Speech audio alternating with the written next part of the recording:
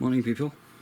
What we have here is an Imac A1418 motherboard, and I believe that this initially suffered from some sort of a graphics related issue, a power on no display or something like this. Somebody's already worked on this, they've reflowed the chip, so let me show you what's going on. You'll see flux around the chipset.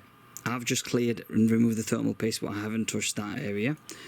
And you look at there, at the back, there's traces of flux you can see. So somebody has tried reflowing this chip. The reason for this video is that I have a little gadget here that I'm going to try and inspect. I'm not too concerned about the chipset because the chipset is going to be replaced, because I have a new chipset here. I have a so-called new chipset. There we go. I have a chipset here, so I will be using that to sort of replacing the old one. Now what I want to do is I want to check the RAM solder balls here, especially the inner edge, just to see if they've been lifted or if they've been damaged during the process of reflow. Because if it's an amateur who's done the reflow, then there is a chance that the solder ball may be damaged underneath, which means that reballing these RAM module,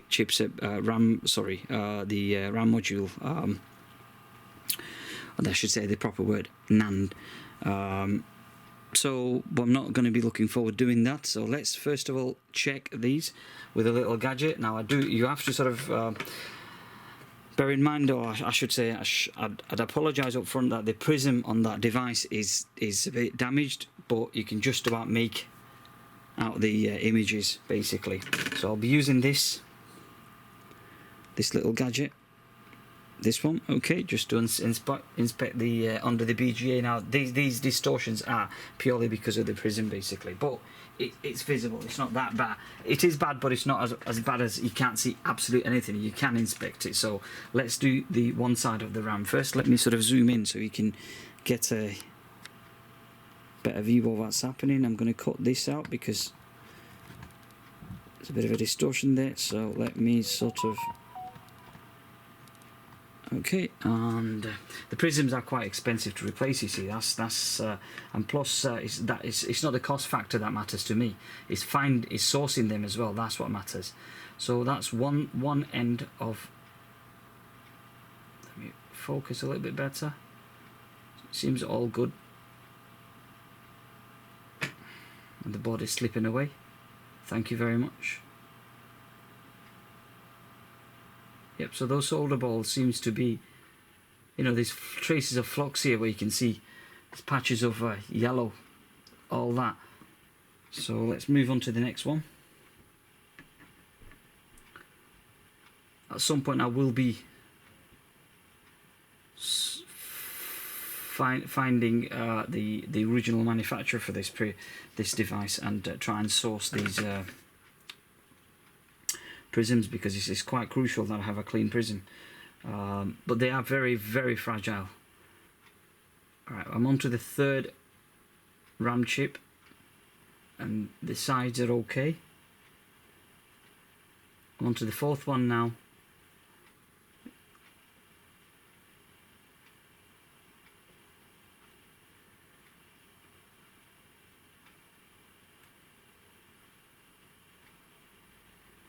And that one also seems to be okay. So let's have a mess around with under the chipset. See what's going on under the chipset. The one that's been reflowed basically. So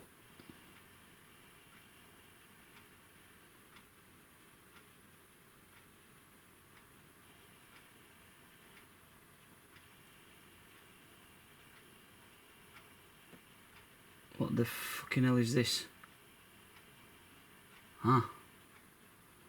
We have something underneath it. That doesn't really matter, but there's a little object there, as you can see, which is a bit of might be a piece of something, but something's in there.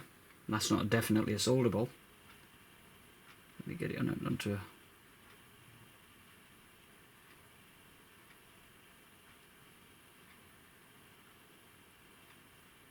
that is definitely not a solder ball, that.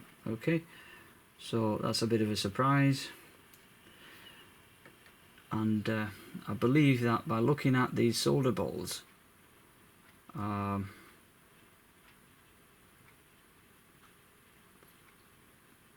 the reflow could have been done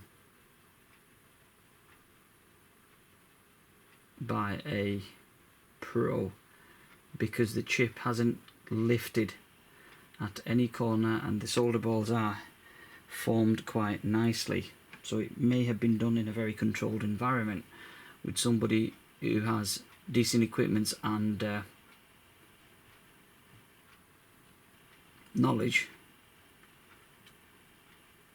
Oh, I thought that was something missing. No. Or it could have been done by the Apple Genius Bar at the Apple Store.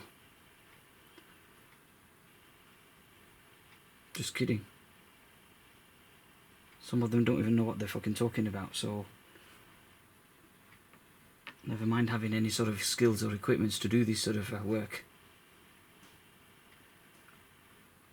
So Apple Genius Bar, thumbs down for you guys. I've switched to Samsung since iPhone 6 Plus. That was my last iPhone. It's overly expensive. In fact, all phones are overly expensive. All decent smartphones are overly expensive. But what do you do? If you want one, you're going to have to pay for it. Yeah, I do need to find somebody who can actually source me these prisms. You know, it's a bit of a nuisance, but at least I've got some ideas as to where we're at with it, basically. So there we are. Let me power this off. Yeah, the chipset is not lifted. Let me sort of bring you back over here. There we go. Okay, let's wallet away. Yeah, I do like them. They're quite nice. Try them out. Money back guaranteed. You'll like them. So it seems like that this chipset will be replaced at some point. I just thought that I'll demonstrate how I'm going around checking these NAND RAM NAND, basically, just to see if it's been prematurely reflowed, but it doesn't look like, because the chips, usually you'd see a lift and you'd see a very abnormal form of solder balls underneath the chip if it's been not done in a very controlled manner. So it seems like that it has been done.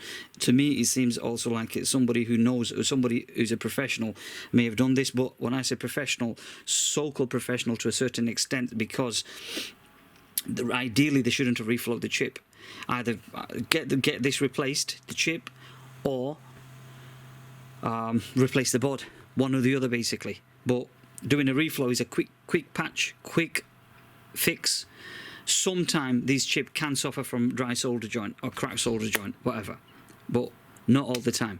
It's a rare, but it happens, or it can happen. But sometimes people may take chances and just reflow it, hoping that it may have suffered from a cracked solder joint, but a lot of the time that's not the case. A lot of the time is the chipset failure. So here we are. You know, I'll leave it for now, and I'll catch up with you in my next video. Take care, guys, and have a great day. Bye for now.